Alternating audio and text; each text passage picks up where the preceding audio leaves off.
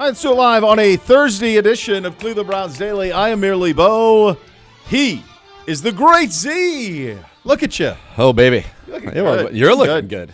We're trying to, with the apparel that we have on today, we're trying to transport ourselves to sunnier, warmer times. Yeah, and golf course times, which are great times. That's a great time. Those are times that we like a great deal. You like those, buddy? Yeah. I do.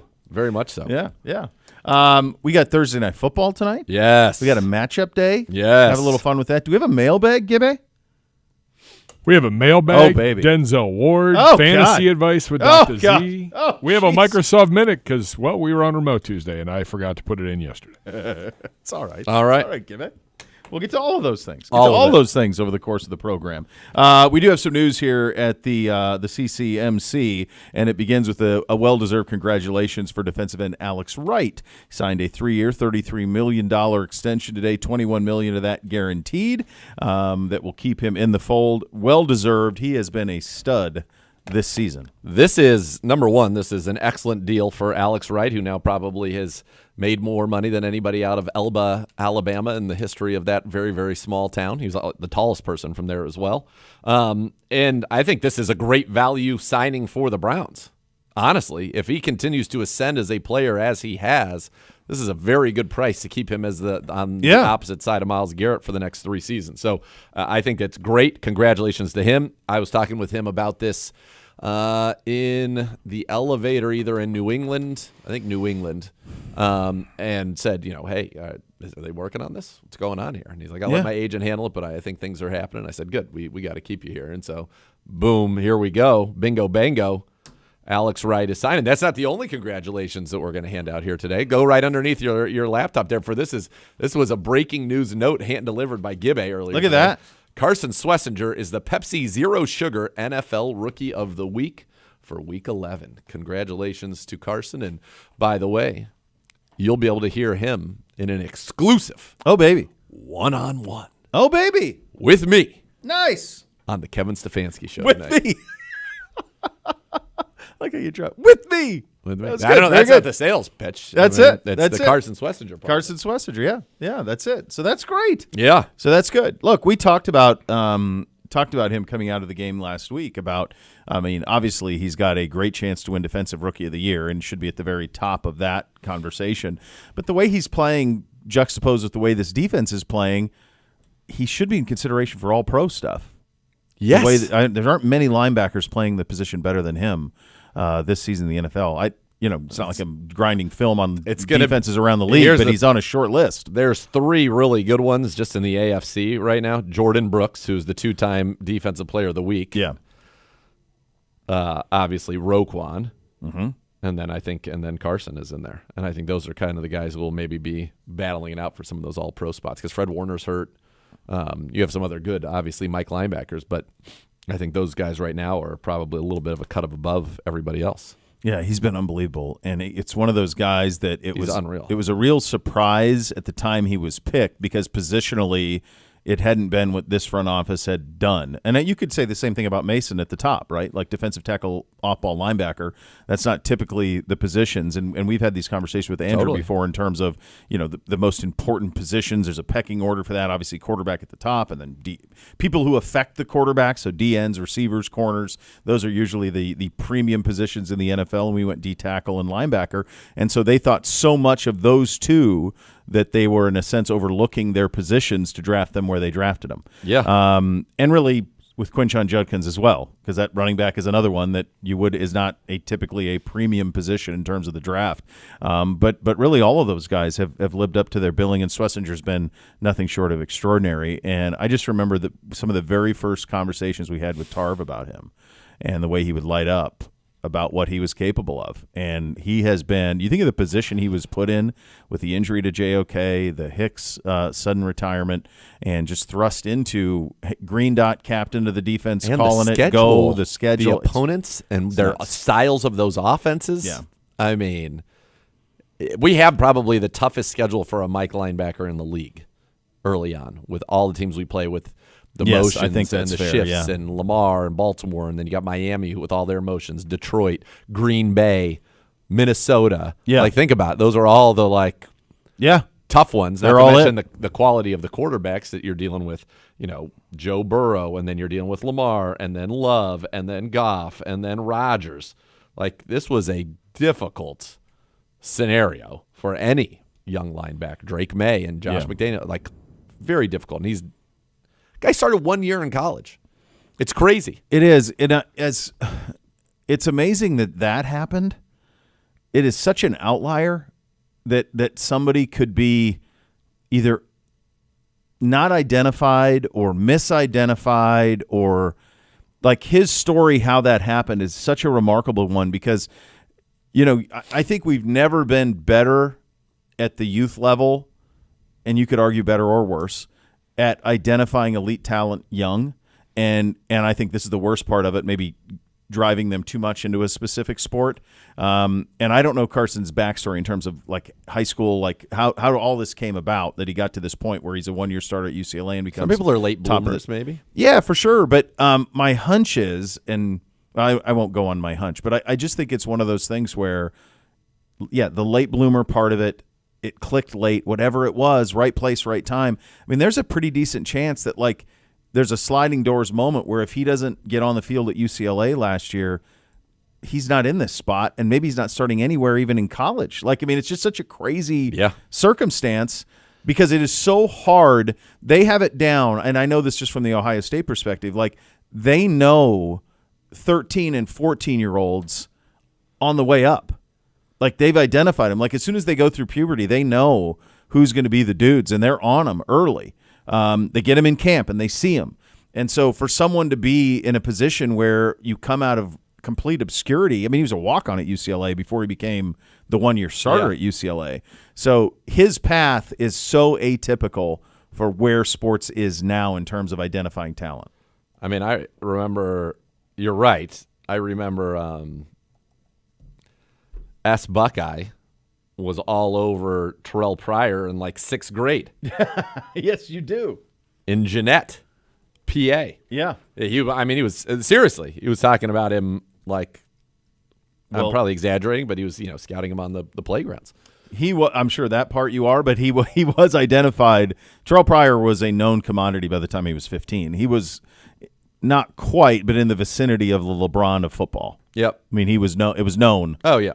Very much so. And that's what makes it all so crazy. So I just was pulling this up. He committed to play football at UCLA as a walk-on. He's from Oaks Christian School, so small school. Walk-on? Yeah, small school in Westlake Village, California. Played 26 games in his first 3 seasons, 27 tackles in 3 seasons. He just only played special teams.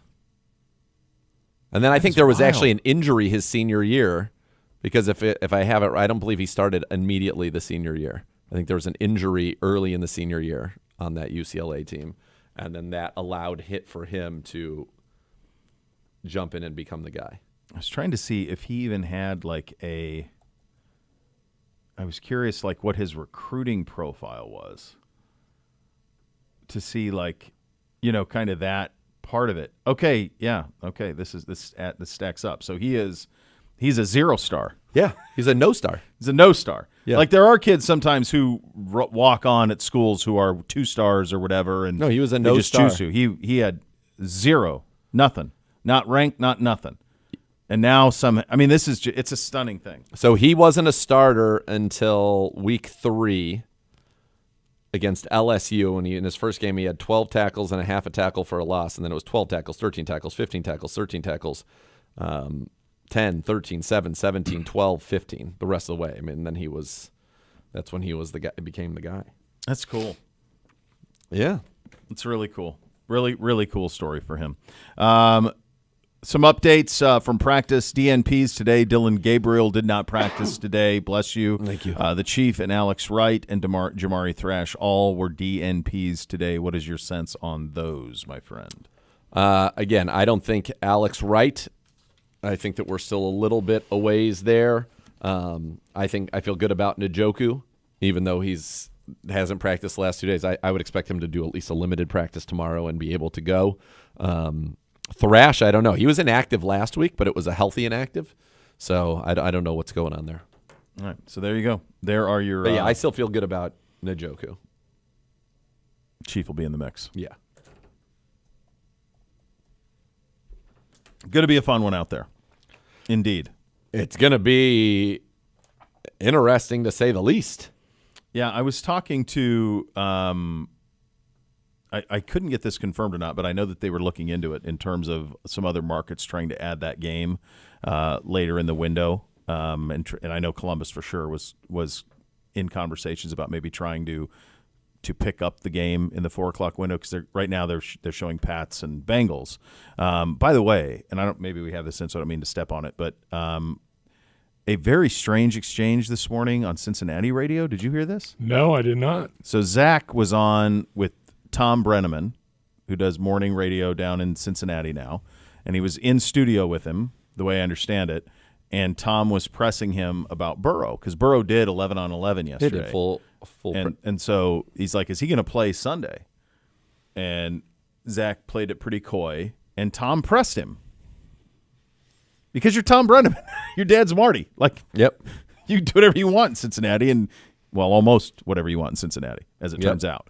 And so he pressed him on it, and Zach kind of just reiterated what he was saying, but it did make me think, like, and then when I looked at the scores on Cincinnati, New England, I was like, do they think that there's a chance Burrow plays Sunday? I mean, they've always been said they were targeting that other game, but all the NFL insider guys were like, "Oh, maybe." So who knows? I'd be curious. It's a matter of choice. Like, would you rather play at home against Cincinnati on Sunday, or 4 days later against Baltimore on Thanksgiving? Because that's their schedule. I believe, Kev, do you have that audio? Yes, I do. Let me pull up here on X. How This timely. is going to become courtesy of James Rapine, a reporter for the Bengals down there on his X. Former guy at 92 and Yeah. former spotter for yours truly in the radio network. Nice. Is there a chance that he plays Sunday? Well, I'm not there yet. It's one day of practice isn't going to lead to that decision yet. So we'll use the time we have at our disposal and come with the best decision we can. You have to make a decision, and you'll consult with others. But will this be a situation where Joe might come into you, Joe Burrow? He might come to you and say, hey, Coach, I feel like I'm ready to go. Oh, yeah. That's yeah, and then that's my job, to balance all the information and protect the player and make the best decision possible. You can tell us right now. Burrow's playing, isn't he? He's playing, isn't he? Yeah, no, I wish I could. I wish I had that decision today. Honestly, I'm going to take in all the information I can and make sure it's the best one for Joe and our team, and we'll go from there. And that's 700 WLW down there in Cincinnati. It sounds a heck of a lot more likely than I would have thought it would sound. Right? Put it that way. Yeah. I mean, I would have thought they would have targeted, even 2 weeks from now. Goes back to that whole thing, though. Like, he's a professional. Like, this is his job. If he's healthy, he feels good to play, let him play. Like, he's 29 years old. He knows his body better than anybody else. Their season is lost at this point. There's no – don't they have 9 losses? 8? No. They have 8? They tied with us? I think No. Buddy, I think they've only won once since they started 2-0. Yeah, they're 3-7. 3. Okay. 3-7. Yeah. So I guess theoretically, if you won out, 'Cause I knew Flacco won 1. Yeah, Flacco won 1. So they won the Beat first Pittsburgh. 2 with Burrow, and then Flacco won 1, and that's your 3. Then they dropped those 2 that were criminal, quite honestly, to lose the 2 games that they lost to the Jets and the Bears. But yeah, I guess if Burrow's in there, I mean, no Chase. No this Chase. week. No Chase. Suspended for spitting. Yeah, so you'd get that part of it. The other thing going on in the division, of course, is Pittsburgh and the Rodgers decision that has to be made there. They get the Bears this week in Chicago. Arthur Smith today saying, I'm going to trust Aaron on that. It's not his first rodeo. He We'll wants see how to it play in goes. Chicago. For sure. I don't know if he's ever lost there. I don't know if he has either. He kills them there. It's funny, like in Aaron Rodgers record. It's funny. All you have to put in is Aaron Rodgers record, and then it fills out versus the Bears. Yeah. Let's see what the record is. I know on Good Morning Football they had Seth Rollins on, who's a big Bears fan, and they kept showing highlights, and he was not happy about it. All right, so he is 19-6 at Soldier Field. I would have. Honestly, I'm surprised that he has 6 losses. Yeah. In 15 seasons, he played 25 games at Soldier Field against the Bears, winning 19 of them. That's pretty good. Yeah. His overall record against the Bears, this is kind of – no, that doesn't make any sense. That doesn't add up. Sometimes this Grok thing might not be everything I need it to be. It might not be. Because it said his overall record against the Bears is 25-5. How could his overall record against the Bears be 25-5, but his record at Soldier Field is 19-6? It's impossible. That doesn't add up, brother. That's impossible. That does not add up. So hold on. Yeah. Hold on. Let's go. That's Grok telling you this? That's the AI on Google hold AI. on, That's hold what on. Google AI is telling me. That's what his record is against the Bears. Here, I got you right now.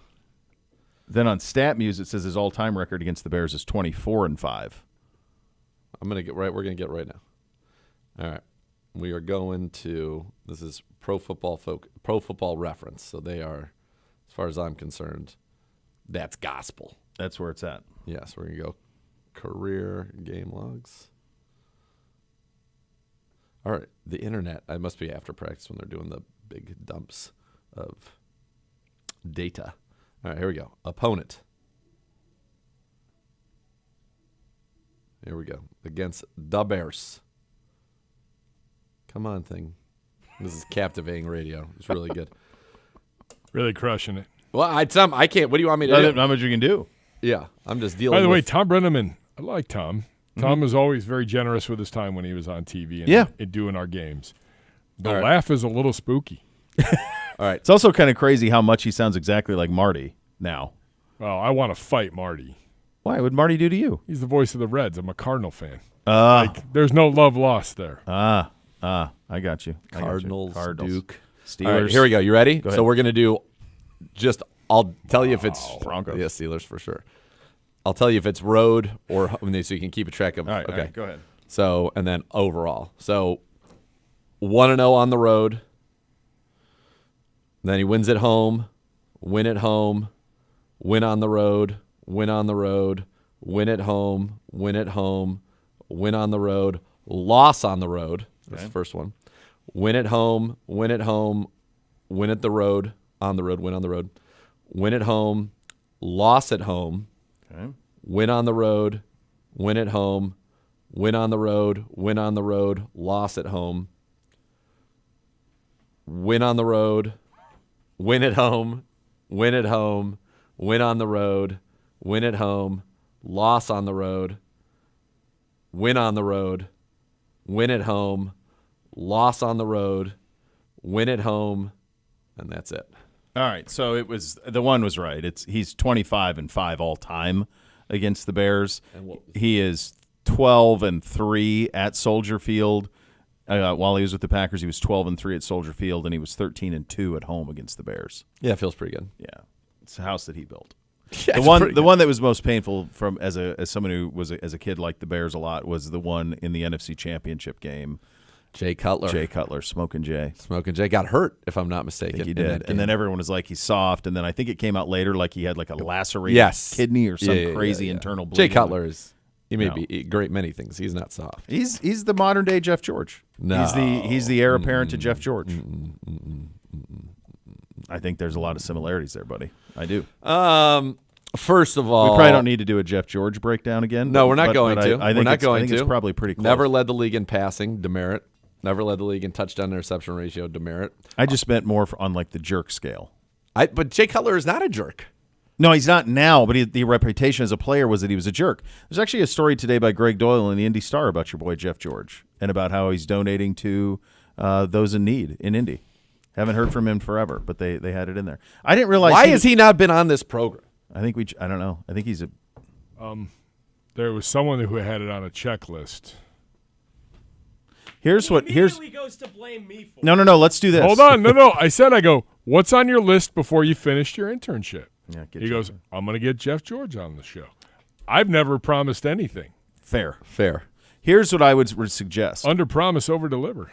I think if he's living in Indy, we do it Combine. Yeah, get him to in come person. to the combine. Yeah, I'd even take him out to Elmos, to be quite frank. We do the That podcast would be an unbelievable. at I'll tell you what Elmo's. would be amazing is if we went to dinner with him. Yeah.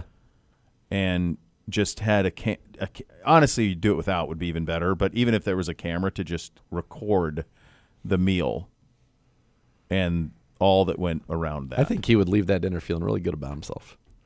I don't know that he could feel better about himself, save for a couple of specific circumstances leaving a meal. That's what I think. That's right. That's how I feel about that. Yeah, unless I he's think going to you're right. our future establishment. That's it. That's the only way he's feeling better. Right. Is that way. Those are your hot topics today, presented by University Hospital, official healthcare partner of your Cleveland Browns. It is a matchup edition of the program. We will do our offense against the Raiders' defense. Tommy Reese on how he will put Shedeur Sanders in a position to succeed. We get to it coming up next. We're off and running. You're listening to Cleveland Browns Daily. We're presented by Ballybet, official sports betting partner of your Cleveland Browns. Please bet responsibly on 850 ESPN Cleveland.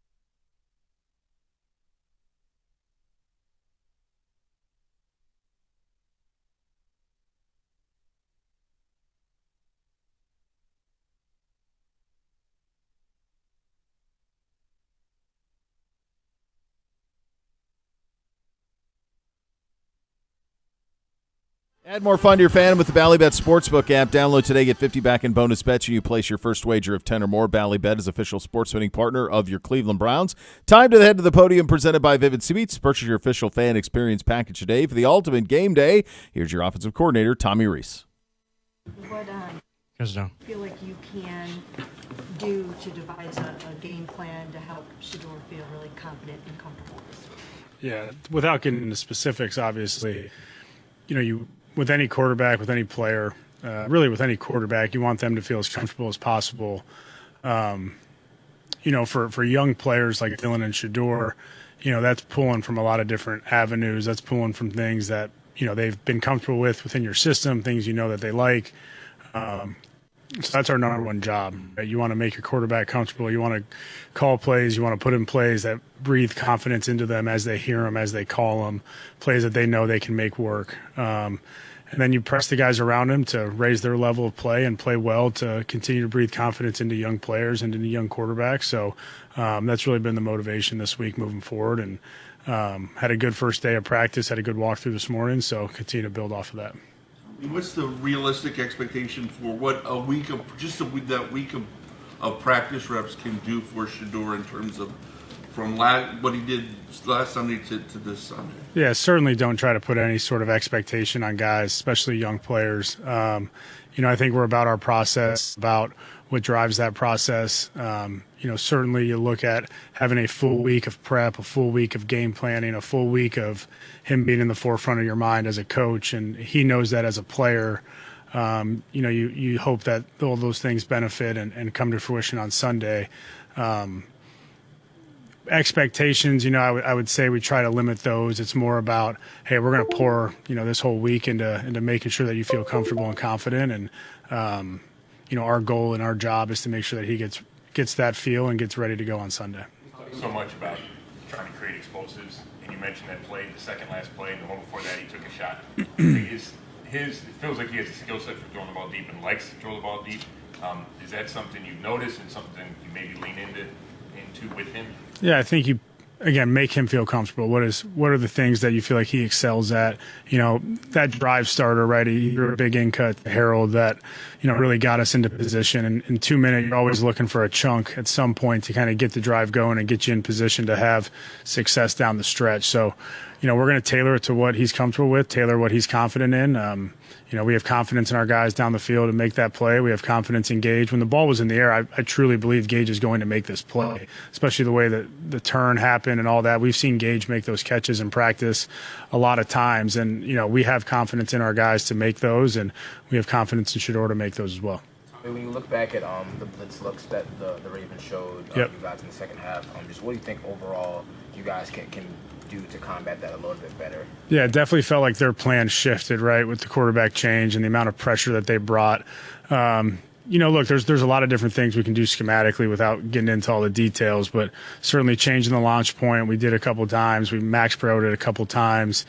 We got to be technically better in some areas. We have to be in the right checks in some areas. So, that protection, there's a lot of different issues that are caused, and it's our job as coaches to keep defenses off balance with our protection plan, and then, we got to execute in some of those specific looks as well. Going back to when Shedeur made that start in Carolina, it seemed like early on, he was drifting backwards. When pressure would come, he kind of tried to run backwards, and it seemed like as the game progressed, he got more comfortable playing within the pocket. Do you feel like that's something for him that, as he just gets more reps, he'll get more comfortable playing behind the guys in front of him? Yeah, I think that's his first time playing, and there's probably some movements there that you want to eliminate. And I think as you get into the flow of game, a lot of quarterbacks, find their way as those first couple drives get going. And, certainly for him, he stood, like I referenced that first play, the 2-minute drive, he stood in there, knew what he had, knew what he wanted, stayed in the heart of the pocket, delivered a good ball. He moved a couple other times on that last drive to extend or slid a little bit to find Jerry on the completion on the shallow. So, certainly in the flow of the game, you hope you kind of settle in and relax your feet a little bit. And the more you're back there, the more you feel confident in where those protections are and where we are protecting him. But we got to do our part around him and make sure that he feels that as well. When you look at the Raiders defense, does it start with Crosby for you? And then Yeah, certainly.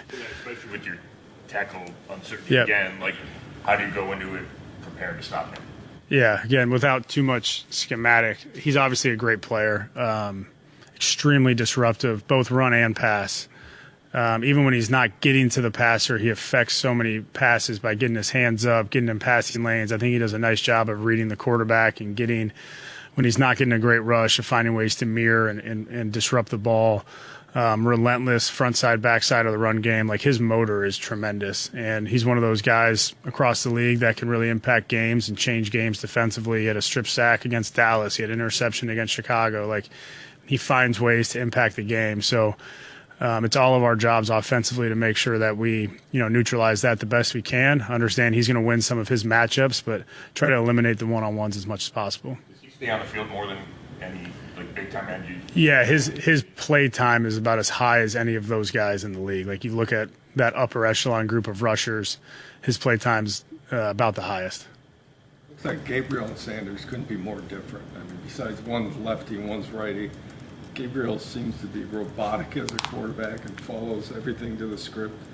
And it seems like Shedeur's wants to freewheel it and get excitable and throw downfield more. So you have to adjust your mentality in calling plays at all. It's funny, a coach a long time ago told me, hey, when you play the quarterback position, there's an art and a science, right?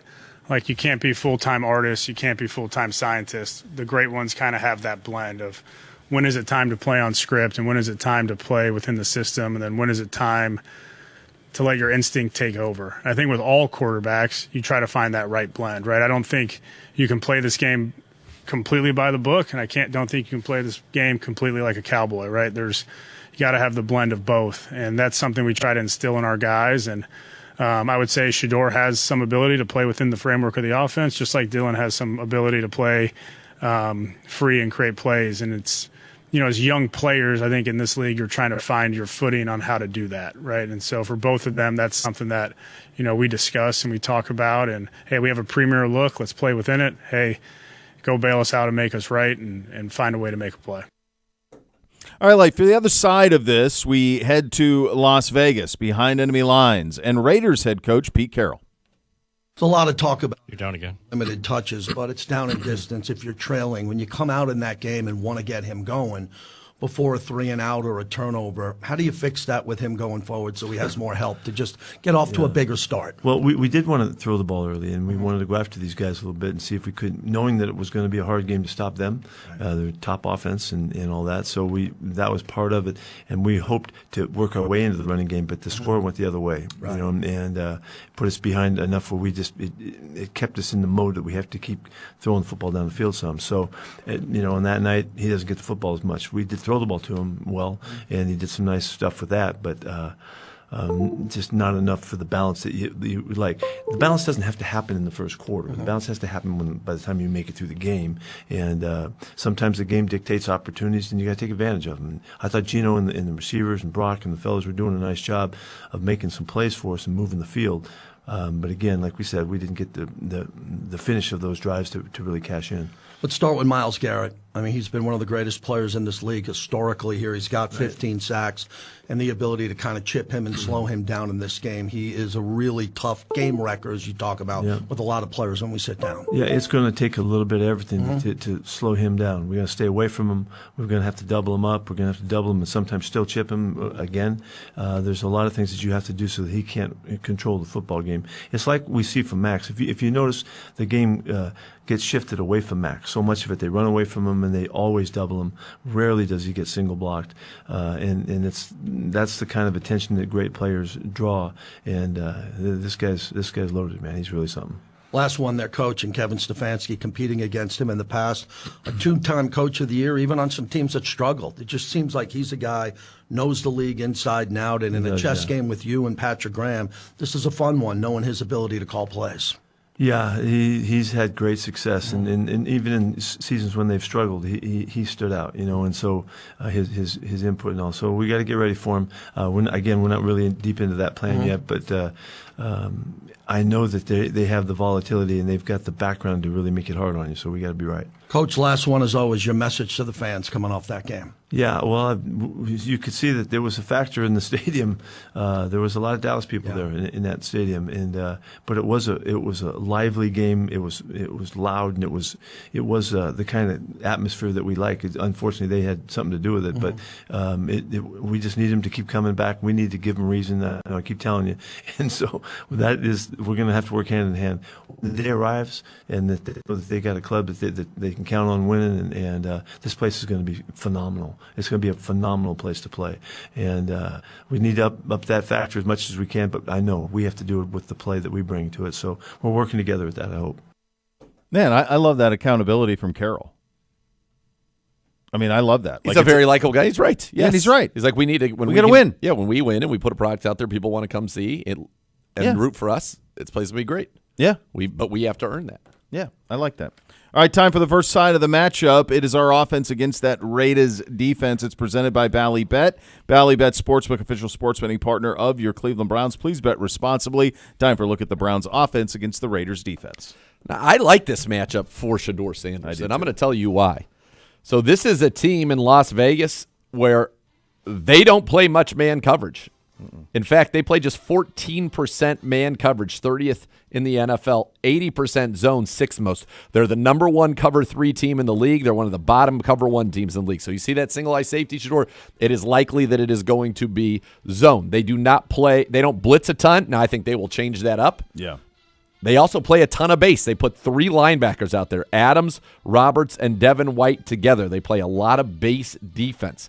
So we have an opportunity, I think, to get our tight ends. Now, Jamal Adams, you could say, is really a safety, but at this point in his career, he's playing linebacker, where we can run at that, and we also have the ability, I think, to throw at that. And I think for Shedeur Sanders, if they can give him clearly defined reads when they understand that it's going to be a lot of zone on the back end. This is Joe Woods. It's Patrick Graham's the DC, but Joe Woods is the pass game coordinator on defense. It's zone. It's what we saw, a lot of zone.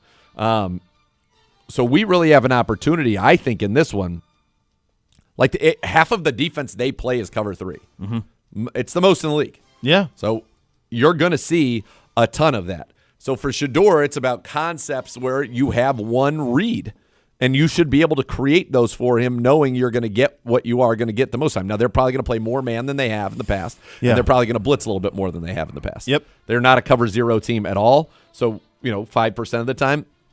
So you're going to see some of that. So you've got to be prepared for those things. But I'll tell you what, this is a good matchup. It's not a team that really gets to the quarterback much outside of Max Crosby. You've got to be really aware of him. On the edge, Tyree Wilson, their first-round pick in 23, he's got 2 sacks. That's the most out there on the edges. Charles Snowden has a sack. Malcolm Kuntz has a sack. That's it. So this is not a team where they've got a ton of guys. It is Max Crosby. He has 6 of their 19 sacks. Jonah Laulu, he's got 4 others, and he's on the interior. But so those 2 have more than half the sacks. This is not a great pass rushing team. They're a decent coverage team, not great. This is a good matchup for him. He should have time to throw. We should get him some clean looks, and we should know from what they're going to do. And yes, they're going to change up, but you don't change up your DNA that much. No, they're still going to be ultimately a cover 3 team. Now, we had one game where, we're the most man team, and we played almost all zone. So, yes, they could switch it up. Yeah. That's just not something that they have done. That's not their bread and butter. You got to be ready for that. But I think there are going to be lots of opportunities here for Shedeur Sanders against this defense to take plays down the field, take some shots down the field, but also be, comfortable and be able to find the soft spots in those zones and throw it accurately into those windows. And that he can do. So if he's protected, I think he can pick this defense apart. Dak Prescott just did it. And obviously, look, he's got CeeDee Lamb. He's got George Pickens. He's Dak Prescott. But nonetheless, I think stylistically, this is a good matchup for him. No, but there were plays in the game on Monday night where Pickens was running free. So, there are opportunities here all over the map. And I really think this is about as soft of a landing spot for a debut. I mean, ideally, if the weather was right, you'd want it to be at home because then you get all the juice of that. But this is going to be – it's a Raiders home game, but there's going to be a lot of orange and brown. Yep. It's grass. It's dome, so that's better than what the weather is probably going to be here on Sunday. Yeah. So you have climate control. Shedeur's got plenty of arm, but now you have pristine conditions to throw in. And this idea of – pretty simple to kind of see what's available out there. Yeah, I think so. And so, you should. There's a great opportunity here. I really love this matchup for him. I really do. I think that there's a real chance for success here. Yeah, it's a Raiders team. Now, they're going to do some middle-of-the-field disguise, and that's something he's got to be ready for. But they're not, again, they're kind of in the middle of the bottom half of the league in that, 21st in terms of disguise, 27%. This is going to be kind of what you see is what you get. It's 58% of the time it's a single high safety, and of that, 50 of the 58 is cover 3. Yeah. pretty good guess. Now you'll be able to know are they playing man or not, but that's kind of what it. I think you're gonna have some good tells. I think you're gonna use some if they show the single high. You're gonna use some of your emotions, and you're gonna know pretty quickly if it's zone or man. And I think if we can get him pre-snap tells that he knows it's zone. Okay, now we know it's zone. We know it looks like it's gonna be cover 3. Here's the defender we're trying to put in conflict. You read him. If he does A, the ball goes here. If he does B, the ball goes there. Like, that's what this has to be. If you could pick any Raider defensive player in history to put on our team, who would you put? On our team, the Cleveland Browns? You could take any defensive Raider in history and put him on this current Cleveland Browns. Yeah, while they played with the Raiders. Howie Long. So he was one of the first ones I thought of. Then I thought of Chucky Wood, obviously, but we're pretty good at. I mean, he's Hall of Fame corner, so it's hard not Long and Miles. But Howie and Miles would be crazy. I also thought about Jack Tatum on the back end at safety. Would be a lot of fun. Lester Hayes. Lester Hayes would be fun. Yeah. There's some cool ones. Howie and Miles. Tim Brown? Well, it's just defense. We said just defense. We'll do offense later. I just was thinking like any defensive Raider off of their all-time team. I think it's probably Howie. That was initially I said Chucky. And, of course, partial owner and all of that here. But, I thought about Chucky Wood first, but then I thought, good Lord, like Howie Long on one side, Miles on the other would have been nuts. Yeah. That might have been the best D-line in the history of the league if all of those things worked out. Some of their all-time players on defense, Howie Long, Jack Tatum, Charles Woodson, Richard Seymour. Seymour was cool. Mike Haynes. Mike Haynes corner with Lester Hayes. Lester Hayes. They were kind of like lockdowns. Yep. George Atkinson. John Matusek, Chester McLaughlin, Rod Woodson. Ted Hendricks. Woodson late. Hendricks was a Hall of Famer. How many different teams did Rod Woodson play on? Steelers, Ravens, and these guys. Yeah. For sure, right? Bill Romanowski. We already got a linebacker. We're good there. Lyle Alzado. Ronnie Lott. Well, Lyle Alzado was here, too. Yeah, he was. But you have to take him from their Raiders tenure. Raiders tenure, though. Yeah, I think that's Eric Turner. I think it's Howie. Yeah. Khalil Mack. Ooh. Khalil Mack would be nuts too. Was he at his best there? He was, right? Or I think he was. He might have been at his best with the Bears. Let's see. All right, Howie Long is a. We're talking right now. We're taking 1983 to 1985 Howie Long. That's who we're going with, where he had 13, 12, 10 sacks, was first team All-Pro twice, second team All-Pro once, 8-time Pro Bowler, gold jacket. That's pretty good. Let's see. Khalil Mack's stats might be better, but again, different era. Sure. So Khalil Mack with the Raiders. So Khalil Mack with the Raiders goes in 2015, 15 sacks, first team All-Pro.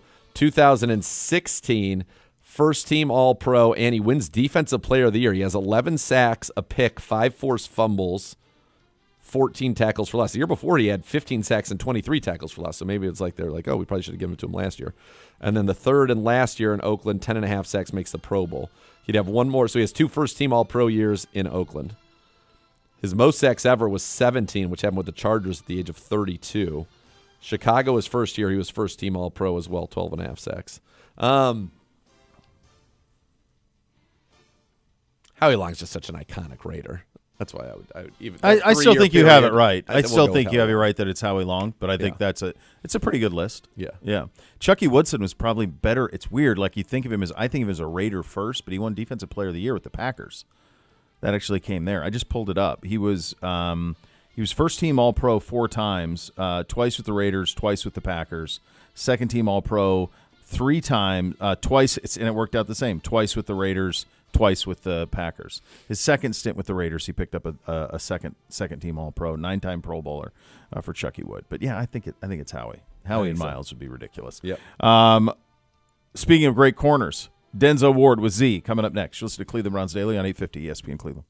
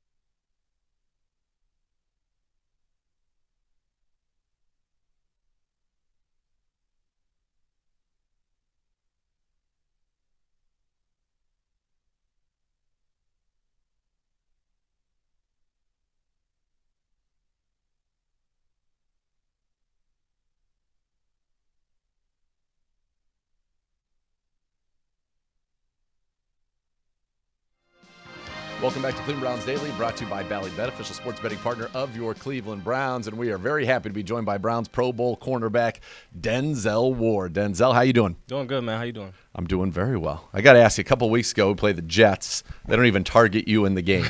When's the last time you were not targeted at all in a game? I couldn't even tell you. Is that first time in the NFL that you can remember? Yes, that was the first time I can remember not getting one. No. I didn't get targeted one time against Pittsburgh, I think, last year. Okay. It might have been. But, yeah, that's definitely crazy. What's that like when you're going through a game? Like, at some point, are you kind of like, just throw it my way. Give me an opportunity. Yeah, it's just kind of like, it gets annoying a little bit because, like, I want to be in the game. I want to be involved, make plays, make those game-changing plays for the team. But, I'm just going out there doing my job and trying to lock down the entire side of the field. But, I'm looking for the action, though. Is it hard to kind of mentally stay? At some point, you realize, okay, they're not throwing it my way. Like, that's clearly part of their plan. And in that game, by the way, they threw 5 passes beyond the line of scrimmage total. So that was a very unique game. But is it hard to kind of maintain that focus that you need to have? Because, all these guys they're pros too. And if you sleep on it, these guys can still run. They can run right by you. Yeah, it's a little hard, but I try to stay locked in the entire time and, know that just anticipate the ball's got to come at some point. And so once it do come, being able to lock in and make that play once it does come. But, it was a little tough. Like there was one against Baltimore where I think if you looked at the matchups pre-snap, I think Kylan Wallace was on you. Mm-hmm. That you would assume the ball was probably going to go somewhere else in the one-on-one because I think we went cover 0 on that one. Yep. And then it went your way, and you were right there. But that's just being a pro, right? Knowing that, this is – if they were looking at the odds here, this is probably the lowest percentage odds, and there came the ball. Yeah, definitely wasn't thinking that the ball would come my way, right? You would think that they look more towards their number one matchup like their slot receiver, number 4 or something like that, or Andrews. Yep. But, like I said, just always got to be ready at all times. That ball could come out whenever and get targeted, whatever. So just being ready to make your play. So Miles has 10 sacks in the last 3 games. That's the most anybody in NFL history. It's tied with Richard Dent did it in 1984, who's in the Hall of Fame now. Do you ever find yourself at times just kind of watching me like, this is crazy? Yeah, that's why I said recently, like Miles, he's putting up video game numbers now, Madden numbers. So it's exciting to see. I'm loving playing with him. Obviously we definitely want to get the wins, but just to be able to watch a special player like that and play alongside him, it's been fun. What's it been like for you now that it's been a few weeks since we last talked with Tyson coming into the mix? Because he's playing at a very high level as well, and it feels like just kind of a natural fit for what we do. And a physical guy, too. There was one where he took on Patrick Ricard and made a tackle. Yeah, I think that's the biggest thing. He's a natural fit, obviously playing at a high level, making plays out there. So it's been smooth. It's been a smooth transition, I feel, for him coming on to the team. And he's been a great teammate in there. When you guys go against a guy like Lamar Jackson and hold him to by far his worst game of the season, one of the worst games he's had really in a long time, I know the results aren't there, and we all know that. That's what you guys want. We want those wins. It's a team game. You guys can control what you can control when you're out on the field. How pleased are you with where this defense is right now? Yeah, I'm very pleased. I think we're number 1 as a defense right now, but just got to stay consistent. We got to continue to do our job and not get complacent and continue to try to put our offense, special teams, the entire team just in the best position as possible come every Sunday, every game day. And that's really our goal. All right, one of those plays that's hidden that it really doesn't. If you just kind of box score watch, you didn't watch the game, you wouldn't notice it. You'd be like, Derrick Henry ran for 59 yards or whatever. Okay, 2 things. Number 1, are you still surprised at how fast he is in the open field? Because he even kind of got hit up a little bit and had got a little bump step. I mean, it's a big guy to get going like that. Yeah, no, that is a big guy to get going. So he definitely got some speed for how big he is. Got a good stride on him. You ran him down, though. Right, yeah, definitely ran him down. I take a lot of pride in, I feel like I'm one of the guys on the team that could, whenever a big play breaks or something like that, I could run those guys down. And just trying to be there for my teammates and coaches and everybody and give us a second chance of stopping them and hopefully get the ball back for us. And you did. I mean, that's a 4-point play. That is without question. Now, when you're going at him right there, you had not the angle, you just straight up caught up to him. Yeah.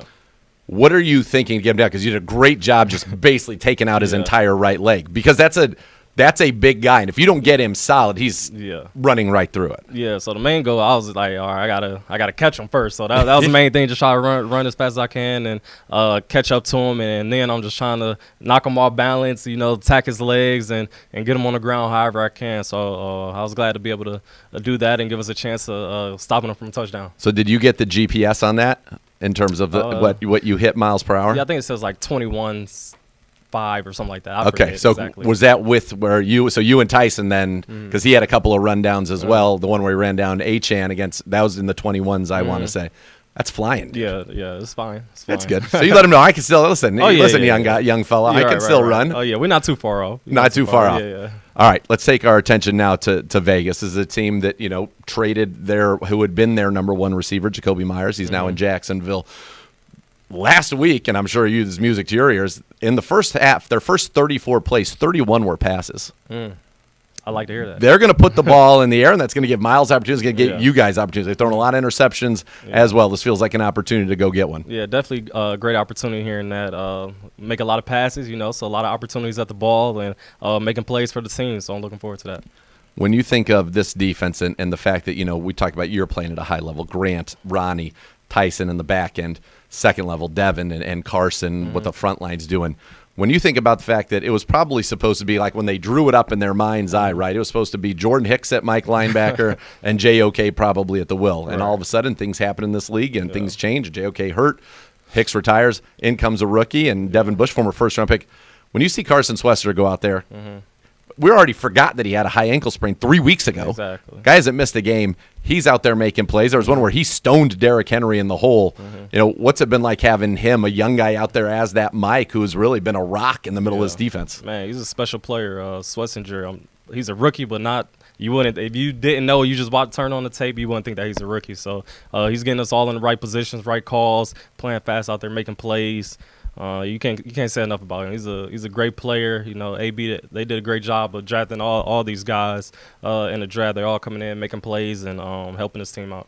Is it wild thinking that you were always a starter? Like he was a 1-year starter. He didn't really play until his senior year at UCLA, and here he is in the NFL. And you think about going against the offenses we've gone against: Miami, Green Bay, Detroit, Minnesota with O'Connell, twice with the Ravens. These are all eye candy, heavy motion. Their whole job is to confuse young players, and he's been right there. Yeah, no, he's a smart player. I think that's basic. He's athletic as well too, though. But you definitely could notice his smarts in the meetings and on the field and getting guys in the right position. So it's definitely translated for him. All right, so I don't know if you know, but there's a little news that came out of Berea today about the starting quarterback for this game. Shedeur Sanders is going to start for the Cleveland Browns. Now, you have the rare opportunity. You've seen him a lot. Yeah. In scout team, what have you seen from Shedeur, and what are you excited to see kind of take that on the field, full week of work, getting ready here for the Raiders? Yeah, just he's going to be a great player, I feel. I'm looking forward to seeing the preparation he has this week and being able to go out there confident and seeing him make plays. So I know he throws a great ball, and we're going to rally behind him, and we're going to go from there. Let's go. It's time to get a win. It's about time. It's about time. Denzel, always a pleasure to talk to you. Enjoy watching you out on the field. Appreciate playing as one of the best cornerbacks in this league. Yes, and hopefully we can go out to Vegas and get a big win. Hey, let's do it. Let's do it. All right, we'll be back with more Cleveland Browns Daily, brought to you by Bally Bet, an official sports betting partner of your Cleveland Browns, right after this.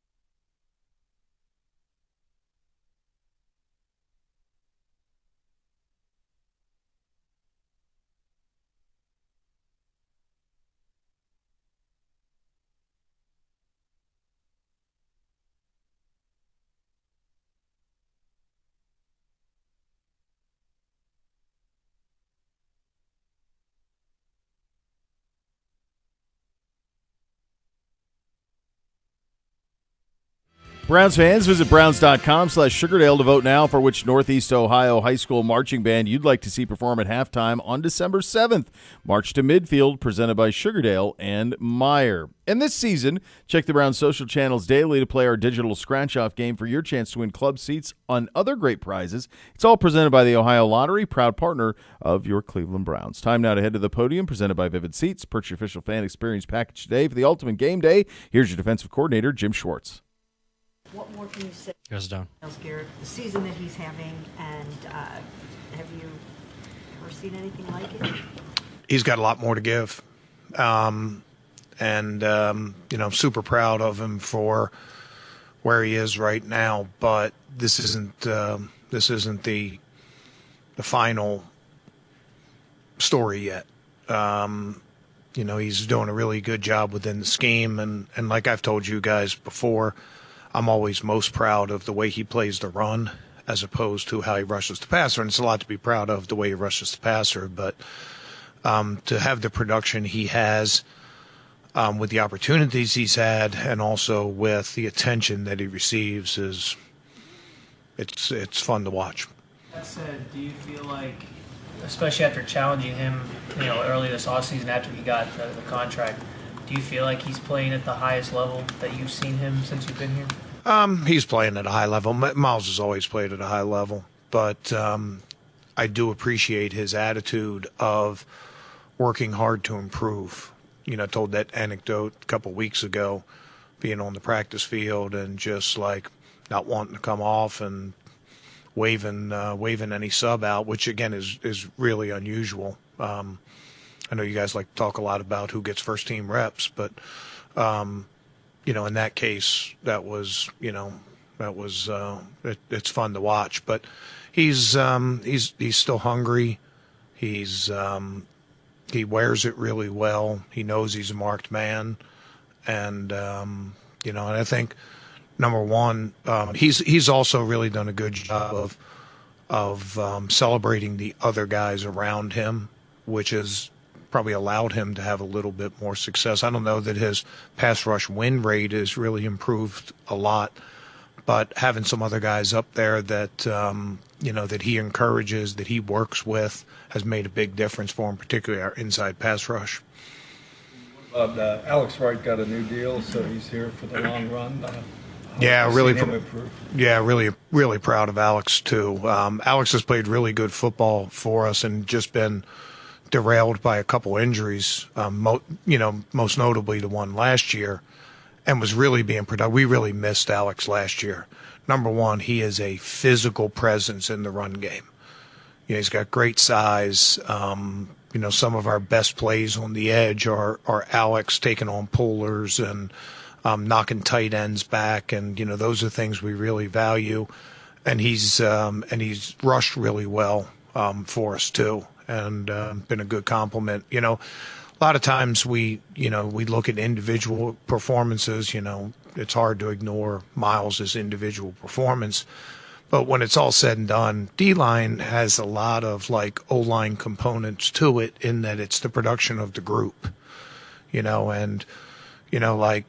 Generally offensive line, it's not just one guy that gets beat or one guy that has success. And it's pretty much the same way across the defensive line. Alex has played a really strong part of that. We have a good rotation up there. Hopefully we'll be able to get him back on the field pretty quickly. But yeah, and I think it's a good sign also when you're drafting and developing your players. We know how hard it is to sign those guys. Pass rushers aren't cheap. Finding those guys in the free agent market. So I think it's a good sign for us that we're developing some players and getting production out of guys like Alex and Zay and Cam and, all across the board. What about Carson getting the NFL Rookie of the Week honor and, Grant today, and I think after the game mentioned playing at an all-pro level, not just a Rookie of the Year level. What do you think in that regard? Yeah, I gave him a big compliment on Monday because I was with Ray Lewis his first 3 years in the NFL, and I don't think, and Rees obviously a Hall of Famer, maybe the best ever to play the middle linebacker position, but the command that Carson has now, in a lot of respects, took Ray his third year in the league before, middle linebacker is a hard position. Linebacker is a hard position to play for a young player. You have to have all of the run fits. You have to have the physicality to play in there. You have to be a productive tackler. You have to know all the blitzes. You have to have all the coverage components. And a lot of times it takes guys sort of piecemeal to put all of that stuff together, right? They come out as rookies and, wow, they really play the run well, but they got work on the pass, or they don't really rush well. And that's no disrespect to any player that's ever played. It's just that's what goes on in the NFL. It's a very difficult position, and he's been right in the middle of it, and it's been fun to watch because not only does he do all that stuff well, but he has great command. He's a great leader for us. He's our play caller.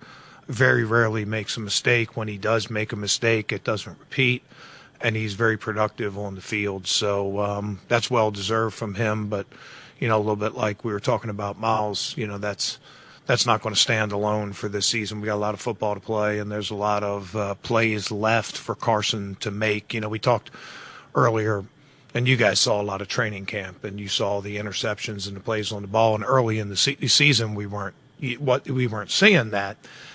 And we just said, it's just a matter of time because the guy's a magnet for the ball, and we've started seeing that recently too, game-changing plays like that. So really proud of his development. Really big hats off to him. Big hat off, or big salute to Coach Tarver, who does a great job with the linebackers in general. But to get a rookie producing at that level is pretty significant. The Raiders have a really good tight end, really good rookie running back, and they're down to like one receiver. So does that simplify the defensive game plan? No, it's never easy when you're facing those kind of guys, particularly Bowers. He might be the best pass receiving tight end in the league right now. He runs like a wide receiver. He runs great routes. He has great instincts to set down in zones. He's good down the field. So we got our work cut out for us with him. They really missed him when he was out early in the season. Their offense really took a big step back, and now they have him back. So, and I'd say this with the running back with Gente is his tape looks a lot better than his stats. You look at his stats, he's averaging 3.7, which, isn't great, but then you watch his tape and you don't see where that is because that guy is breaking tackles, making people miss. There is like nothing to hit on him. He's like a bowling ball out there, 5'8" and change, and 215, 220 pounds. He's a power running back. I think that he's going to be a good player. But just like every week, we gotta try to stop the run. We gotta try to force them to throw it, and taking his part of the run game away. They're a really good wide zone running team, and it'll be a great challenge for us. Well, Coach, they seem to be quite willing to throw it. Gino threw it a lot on Monday night against the Cowboys. And speaking of Gino, let's go now to the podium in Las Vegas behind enemy lines with Raiders quarterback Gino Smith.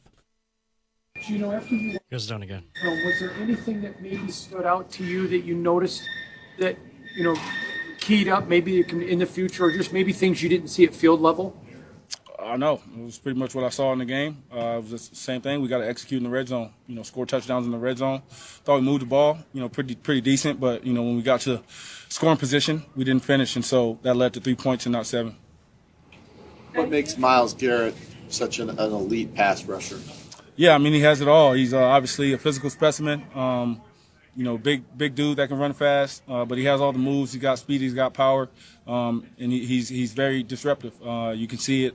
He's had a really hot past 3 weeks, and we got to cool him down. obviously he's part of a real ferocious defensive line. I guess, is there things you can do to maybe help the offensive line? Yeah, always. Get the ball out. That's a big part is getting the ball out and, hitting my back foot, getting that ball out fast so they don't, have a chance to, work their moves. And, that's something that we'll build into, try to build into the game plan. But the main thing is that, we execute. We got to block them. It's no way around it. You got to block the guy and, I've got to get the ball out so I can help those guys. Just curious your thoughts on Shedeur Sanders getting the start for Cleveland. Yeah, man, I'm happy for my guy, man. S2's a guy who I've been, talking to for a long time, and just happy to see him, getting his shot. But unfortunately, it's against us. But happy to see him get his shot. How long have you had some type of relationship with Shedeur? For a long time, probably since he was in high school. What is the fine line, Gino, between not throwing a ball away and taking a shot at an INT and taking a sack? Where's that fine line in a quarterback's mind? Because it's happening so bang, bang. Those are two negatives, so I don't want to take a sack or throw an interception. I'm trying to complete passes, and when you play in the NFL, it's the hardest league you can play in, so things happen. But I'm an aggressive player. The playoffs, the guy had his back turned, threw the ball to the spot. He turned his head and, threw his hand up, got a tip on it, and went to a defender. Again, process over results. Yeah, check it down next time. But, again, I'm an aggressive player, and I'm always going to be that way. I think that's what got me here and why I'm still here.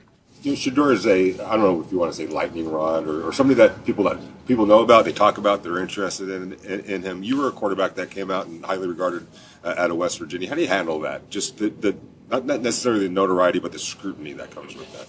He's Deion Sanders' son, so he should be, he's fine with that. He's had to deal with that his entire life. So, when you're dealing with scrutiny, if you listen to it, that's on you. If it matters to you, personally, it don't matter to me, so I really don't care about it. But I'm focused on doing my job and executing and being the best player that I can be every single day. But as far as Shedeur goes, he's living his life, and he can only speak for that. But, my advice is always to him is to go out there and be yourself and to play your game.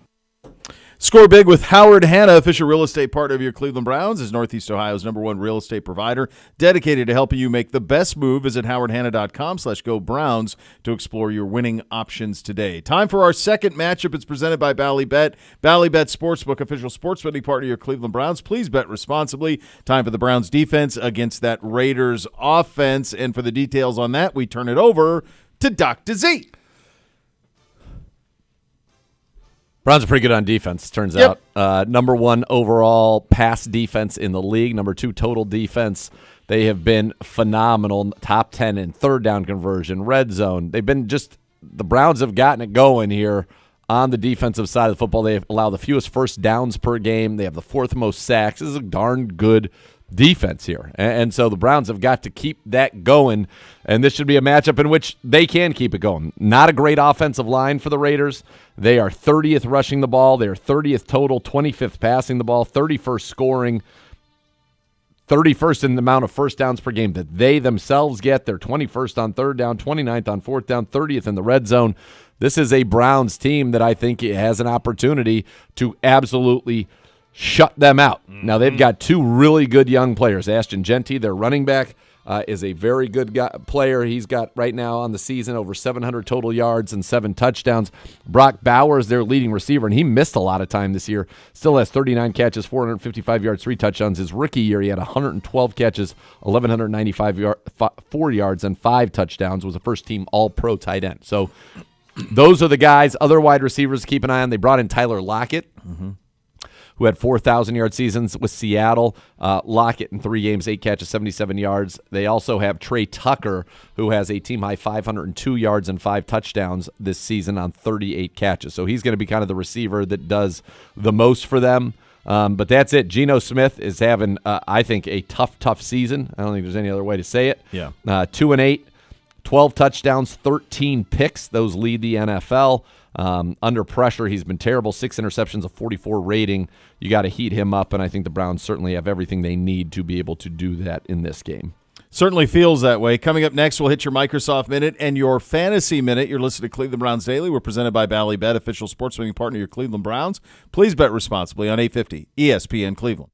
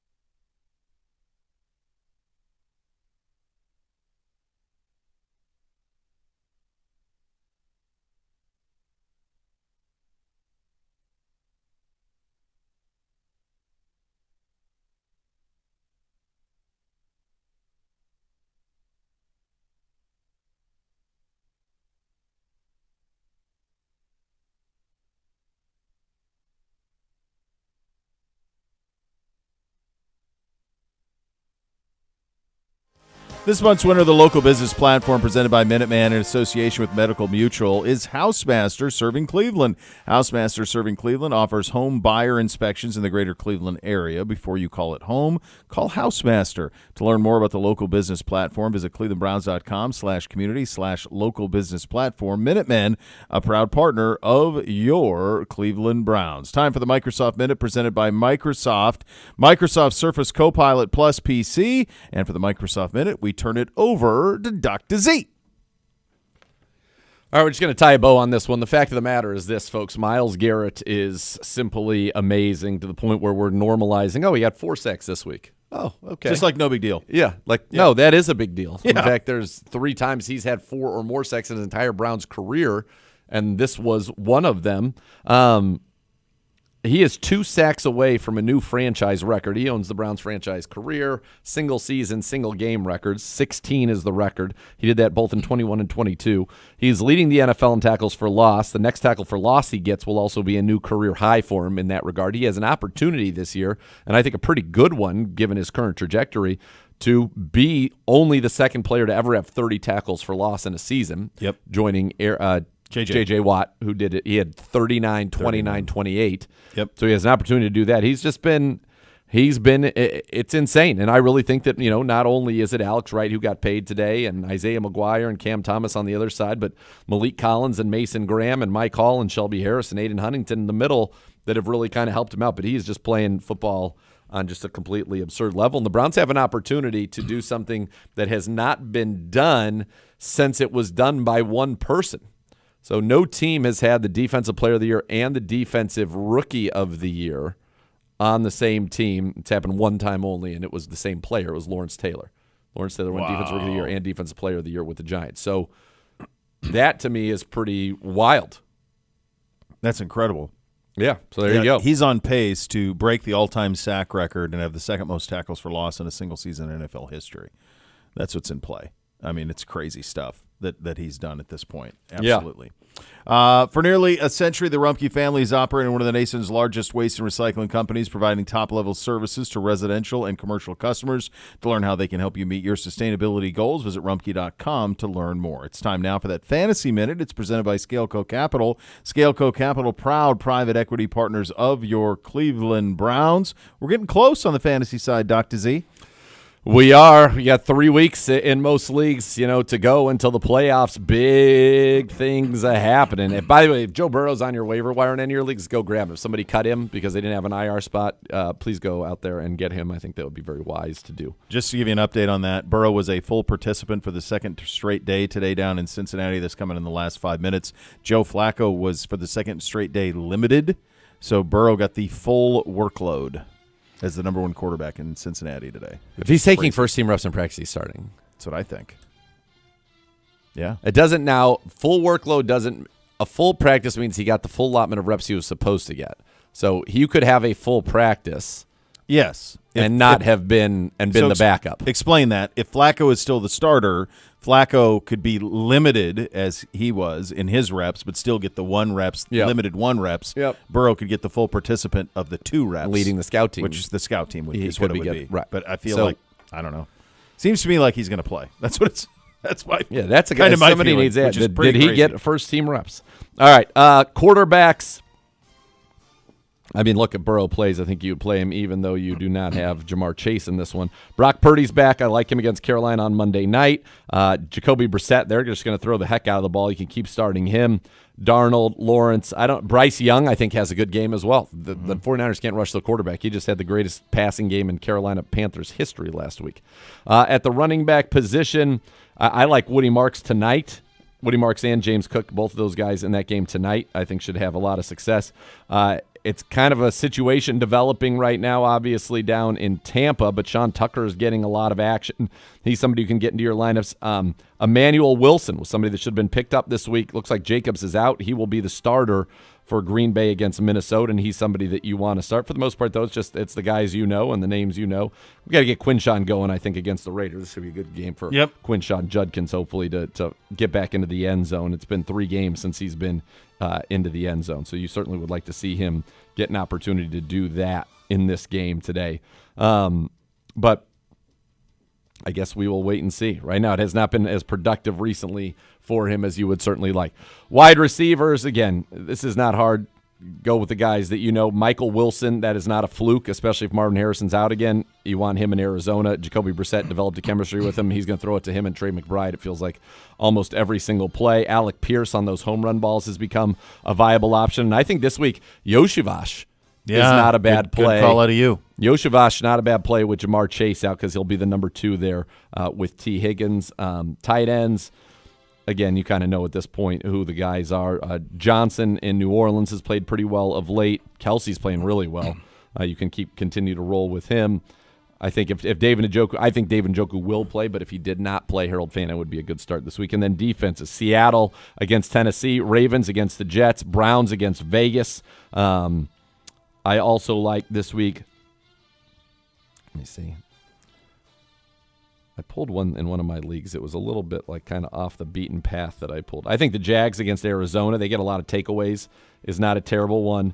And those are some of the ones that you can look at this week that you're kind of plugging in and playing, because that's kind of really what you're going to have to do, at this point in the season. One thing right now, if your lineups are set and you're in a good spot as you get ready to head into the playoffs, and for example, you're going to have a bye. Let's say you're in that situation. Look at who the defenses are playing week 16. That can be a little thing that helps you win. So you can pull defenses for week 16 and week 17, your fantasy, that would be your semifinal and finals, and try to get the best matchups for those weeks right now. Good job out of you, my friend, as it always is with the Fantasy Minute. Get ready, Dog Pound. The Browns are taking on the Niners. Cross-conference matchup. You don't want to miss it. See every snap at Huntington Bank Field on Sunday, November 30th at 1. Grab your tickets now at clevelandbrowns.com/49ers. We'll open up that mailbag coming up next. Listen to Cleveland Browns Daily. We're presented by Bally Bet, official sports betting partner of your Cleveland Browns. Please bet responsibly on 850 ESPN Cleveland.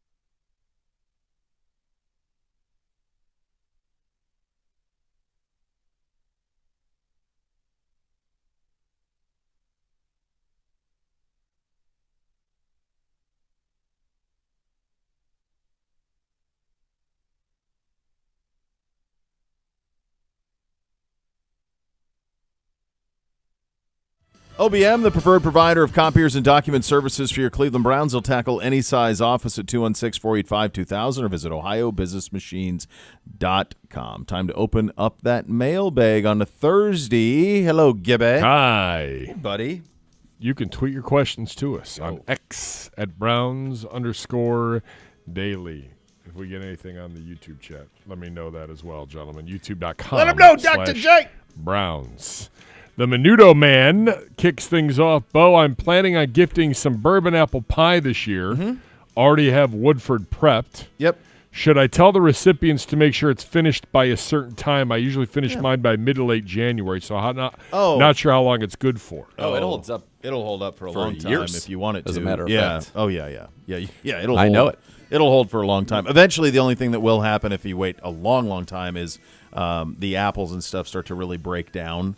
But nice the flavor is still delicious. It just what's really cool about it is, and I'll give it for you next Wednesday, next First Friday when we do the show. But what's really cool about it is it changes, it continues to evolve, and it becomes sweeter as it goes. Obviously, because you have those, and the apple becomes more pronounced. So the cinnamon too. Also, if the longer it sits in there, can get a little too cinnamony. You and I, we've taken this. We'd go down a little on the cinnamon. So if you like more heat, more cinnamon, stay with the 2 cinnamon sticks. Go to one. Those type of things. Yeah. But I like more vanilla, so that's the way I usually go. Yeah, Madagascar. Our head of IT was asking me for the recipe. I said, "Give me better internet." It's coming next week. We'll have it on Wednesday. That's what I told him. Yeah. I want to shout out the Ohio resident. I loved your question. However, I can't ask that question. Why not, Gibby? Because it would be maybe crossing the line on your behalf. So we'll move on. All right. Who asked it? Ohio fan. I loved it. Deplorable Squealers, Pukes, and Cardinals. BGSU Gibbs has lost the ability to call himself a Cleveland fan. The burners are done now and forever. We're fully behind the Great Z. Good. Yes, I love it. Welcome Great. to the light. Perfect. Good job. Come on in. The water's warm. Yep, that's fine. You sent me like 3 straight tweets. Moving on. Club Sandwich guy. Okay. Bo Hypothetical for and the might boys. be Gibby's burner. Now that I've read the question, might be Gibby's burner. Yeah, that would be the first one. That'd be a real good one. A good burner one. What did you read? It was spectacular. Did you great. see it? Yes, it's great. Yes, it was great. I was there. I know you were. Yes, you were. Yep. Then you weren't. Hypothetical for Bo and the boys. Late night cage match. All right. Baker and Reese versus Gibbet and the G-Man. Which team slings the belt over their shoulder, and at what point does Nathan run out of the tunnel to chair slam Gibbet? Well, I mean, this would be such an impossible match. Now, Bake can go. Like, Bake can go. He's a big dude, and he can go. I will not besmirch Baker at all. I love Baker. Yeah, but there would be a size discrepancy from Reese that would be dramatic. Dramatic. So you would have to come in on their side. That would mean going against the G-Man. Yeah, so you'd have to come against G-Man and Gibbe in order for there to be a puncher's chance. I think Bake could hang with any, but I think just size-wise, Reese would have trouble. My morning show versus my afternoon show. Oh. I'm like, yeah. Okay. Yeah. So you want me to be on your guys' side? I think, well, I'm on both sides, but I would say in order for this to be, like if this were to play out WWE style. You'd have to be with them, and I'd have to be with Gibby and G-Man. No, I would be in the role of like Gorilla Monsoon, and you would be coming in to help my morning show against Gibby. Yeah, but that's the only chance that they would have. They would be like, who am I actually coming out to help? But it wouldn't even matter. It'd be like one of those. Okay. On the cover of Montana Quarterly in the swag. Look at the suede boots. I mean, are you kidding me? That's the technical term on that is a chore coat. I like a shacket is what I call it. I think that's a chore coat is what that looks like to me. I'm trying to see if that's a canvas. No, it's not a canvas. It's not a canvas. It's not a canvas. Oh, what? Sorry. Ooh. Careful. What time is it? What time is it? Yeah, exactly. Yeah, that might be an upgraded chore coat is what I think that might be. What he's got going on there. Jeez. I told him. I said, "You look. That's a catalog look. That's it's catalog. That's a classic that's catalog. Yeah. By the way, did you check out The Return of Landman last night? No, I didn't. Okay, you'll get into it and you'll enjoy it. All right. So the way that this would play out is, are there wrestling run-ins? Yeah. Where the guy running in isn't so much trying to help the people that are in there, more so as he's trying to take out the of course, the all the enemy. time. Okay, All so the that's how this would play out. Yeah. Like it would be irrelevant that you're helping them. It would just be you going right at him as he's ready to hit one of them with a chair. And I would take that chair and then I'd smack Gibbe with it. Yeah. And then you'd look at G-Man and go, then what? It'd be like, well, if the ref sees it, then he's going to immediately ring the bell and award Gibbe and G-Man the victory because I would have interfered seemingly on the other team's behalf. Right. So they do that sometimes. So maybe that's how I do it, where Great. I'm getting you the victory, so Gibbe. I got to get hit with a chair. So yeah, that's we all can you got to get a do. win. You just got to get hit with the chair. Listen, I took the old El Kabong, Gibbe. I was in a neck brace. Rumor has it we're 6 months away from it happening again. I know my mom's not happy with me. But I think sometimes you got to do what you got to do. I like this club sandwich. That doesn't guy. He's mean really that's dialed not a in. no. I'm not coming back. No, it's not. Wow, heard it here first. What'd you say, Kev? I said, "OZ, what are you putting yourself through there?" Dude, the pursuit of glory never ends. Look at True. the G-Man's got the Touché. chair. He's ready to go. He's got it. He's got it. Literally, it's a WWE ringside It seat. is. That's fair. The old El Kabong. Robert, whipped cream or ice cream? Which is better with cream, pie? Please. It's ice cream. Whipped it's not cream even is close. not for grown-ups. I don't even. I'm going to be honest with you. I don't find any scenario unless the dessert is made with it on it. Like there's like a sheet dessert my mom makes with that my mom used to make that my wife now makes with like a chocolate pudding and layers, and it's really good that has Cool Whip on top. But any scenario with a pie and it's whipped cream versus ice cream, stop. 100%. That's why it's called a la mode. Well said. Eazy-E. Yeah. The boyfriend of young Andrea. Be something if it was the guy from NWA. He somehow would before be. he passed. Yeah, that would be tough for him to have come over and made dessert. But Eazy is such a fine young man. When he was over for dinner over the weekend when my boys were in town, and he makes he'll bring desserts. This time he made dessert. He made everything in the dessert made from dessert? scratch. Yeah, this guy's a Renaissance man. Who is this guy? He's unbelievable. What an unbelievable job. Making desserts as a high schooler? He made it's like a and he made it all from scratch. All right. Like a graham cracker crust. Then he had this I'm layer interested. of almost like a toffee. There was a layer of like toffee, basically. All right. And above that was bananas. Oh like my that God. he had. I'm so in. Then he makes this, and the toffee's like smooth, like a paste almost. And then he whipped his own cream. Whipped cream on top of the bananas in the refrigerator, so it's cold. Sure. It was, dude, it might have been the best dessert I've ever had. I mean, that's something. What's going to happen when they go to separate schools next year? We'll worry about those. Don't worry Why about those do you things. live in negative town all the time? Until Hey, man. Hudsonville gets their act together. Right. That's where we're at. They'll thrive. It's young love. It's young love, give it. Sure. Let them live. Let them live. That's why I said it. Bobby time. Bobby! Hey, Bobby! If you could be any kind of animal, what would you be? This is a Bootsy question. Like, this is a classic. I get this once a month. I'll be honest with you. Yeah. So, my initial answer was going to be a dolphin, because dolphins are awesome and they're Pretty great. highly intelligent. They're in pods. Seems like they're having their best time. They got homies. They're having a great time. Yeah. But I do feel like at All some right, point Flipper. there could be still something that might come for you as a dolphin. Yeah. So a killer whale really is a dolphin. It's just bigger Apex. and badder. Yeah, apex So I dolphin. think I'd be a killer whale. Yeah. The only thing, so I've thought about this a lot because, again, Bootsy asked me this type of question a lot. I think it'd be pretty cool to be an eagle. I didn't know if we were going to go. I'm not crazy about them. A bird. I mean, you know how I feel about. I mean, I think they're really cool. Like when you see one, I don't have any problem, no beef with them. They don't come at you. They seem to be pretty smart. Great reputation, symbol of a nation, apex predator. Yeah. No real issues. Yeah. Seems like they got a pretty good situation. Be fun to fly around all day. I've seen kangaroos that have been trained to box, and also that. kangaroos have been trained to like hit a golf ball. So maybe a kangaroo would be fun. I love it. I mean, wouldn't that be something? Matt Hardy once boxed a kangaroo, and he named him Smokin' Joe. I remember Smokin' Joe. Are they just around like in Australia? Yeah, like they're just around on just around. Yeah, there's cruising. wallabies as well. Yeah, I like those guys. Yeah, Dabo's coming. Dabo's coming for the Titans game. We'll have Oh, really? Yeah. Oh, that's awesome. I Bring him know. in. That's why Will I he might be here Friday. Bring him in. Celebrity I think he picker. gets in Saturday. Oh, dang it. Yeah, I think he's in New York Friday still.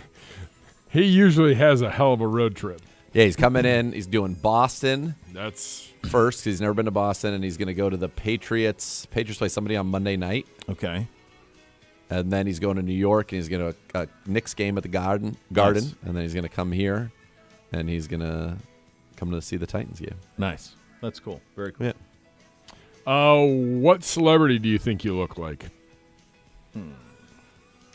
Before I got old and fat, like in high school, I used to get a lot of Charlie Sheen in high school. It's been a long time. Old and fat. And facial hair, I'm assuming. And facial hair and There the you rest go. of it. Yeah. You're not old nor fat. Well, but I mean, Don't sell in my yourself peak short. British Tremendous conditions, I used to get that a lot. That's a pretty good one. Yeah, I don't know. But that's what I would get a lot when I was a kid. I used to get sometimes the guy who was in the like cash cab that would ask the questions in the cash cab. Cash cab. Can I Google that? Yeah. For a second, I thought it was like No, it's not. taxi cab. To stay away from the bus. Yeah. I love the cash cab. Oh yeah. Yeah, look Cash at that cab. guy. He's doing all right. Yeah, I don't. You're better looking. Yeah, thank you. Yeah. Who do you get, Gibbe? Huh? Who do you get? I don't know. I don't think anybody. I mean, I know that you've been recognized by, people thought you were a famous sports writer here in town. Yeah, that's Detroit. They're struggling there. Enough from the clown. Gibbe, we know it's a work trip, so you can't indulge, but where do you guys like to go for shenanigans in Vegas? You might find me in old Vegas. That's Saturday. on brand. There's a great old school restaurant in Old Vegas that I remember going to years ago. I have not been to Las Vegas since Amy's youngest sister turned 21. That was like 14 years ago, I would Wow. say, something like that. Okay. I have not been since. And when I was out west, I would go every year, sometimes twice a year. Yeah.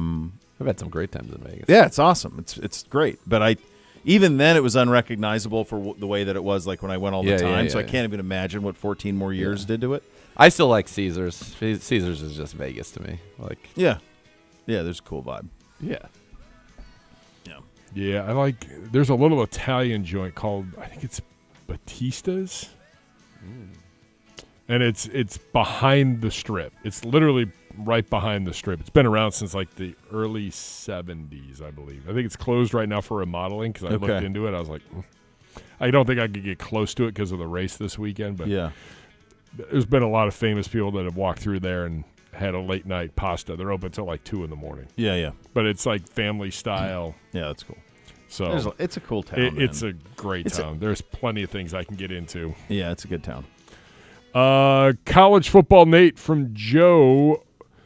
What would the adjusted score be this weekend if you went in at QB1 for Julian Sane?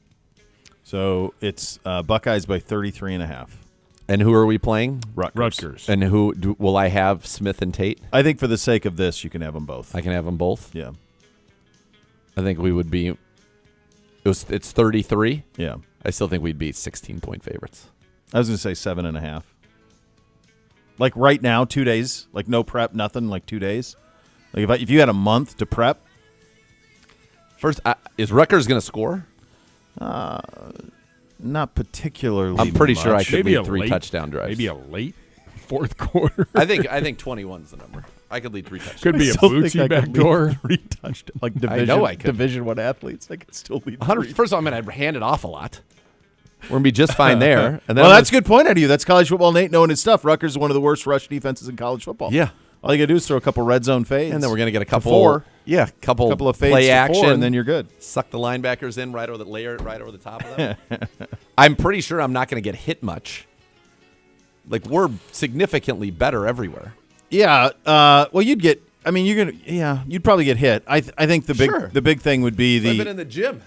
You got to be able to. I think your run game plan is the right plan. Yeah, we're going to run it a lot. Let's run it and then throw some fades. Shotgun. That'll wrap up the mailbag. You think Aaron Rodgers gets the ball out quick? Oh, baby. David, I will Looks get like to he's your holding all question day. tomorrow because we don't have time for it, but I promise you we will talk about it because it's a food question. All right. But Trey Carey finally tried the cocktail Gibby had in Philly with peach schnapps, Sprite, Jameson, and sour mix. It's delicious, and Nathan is crazy for not Just liking when it. you read that and you say it out loud, it's disgusting. That is so much sweet. Ugh. That is so much sweet. It's like, are you It's actually like a lollipop. Are you reading what you're saying? So much more to come. You're listening to Cleveland Browns Daily, presented by Ballybet, official sports betting partner of your Cleveland Browns. Please bet responsibly on 850 ESPN Cleveland.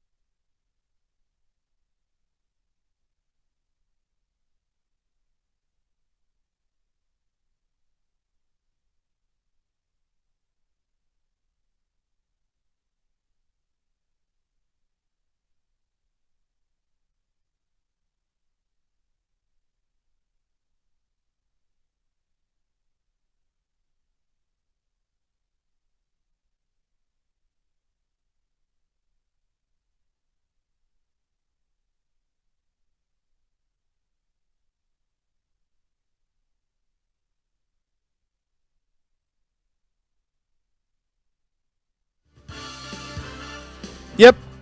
Minute 45. You're going up. All right, we got a score. We got a Thursday nighter. We do, and the score's down to 5.5. Buffalo on the road in Houston. No C.J. Stroud. A loaded up Buffalo team. I don't know. What's that? C.J. Stroud, this is 3 games now, right? I was told that Earl Campbell is playing tonight. And so, I mean, maybe if they brought the Oiler uniforms back. So I feel like Houston's going to win this by 170,000. Can't be stopped. Woody Marks Can't just stop Woody traded him Marks. in a dynasty league to Dizio, or in a keeper league. Dizio's out of it this year, and so I gave him Woody Marks in the 15th round, which could be a really good keeper. That's nice, yeah. And Harold Fannin in the 21st round 1 minute for the services of Bijan Robinson for the rest of the year. Oh, baby. Yeah, who's not keeper eligible or anything like that. No. So it's just a rental. Just and a rental. We got a couple of bites at the apple. I like it. Seems like a fair trade. I like it. Soon hates it. Who does? Vince. And I'm playing Vince this week. That he does. He was trying to get him, but my deal is a better deal. I mean, so what do you want? Sorry. So you don't have a trade deadline. He's running good business. Oh, it is. The trade deadline was the kickoff of the game tonight. 30. Perfect. 30. Right, there you go. All right, we're back tomorrow on a Football Friday. Thanks for listening, everybody. Cleveland Browns Daily, presented by Bally Bet, official sports betting partner of your Cleveland Browns. Please bet responsibly on 850 ESPN Cleveland.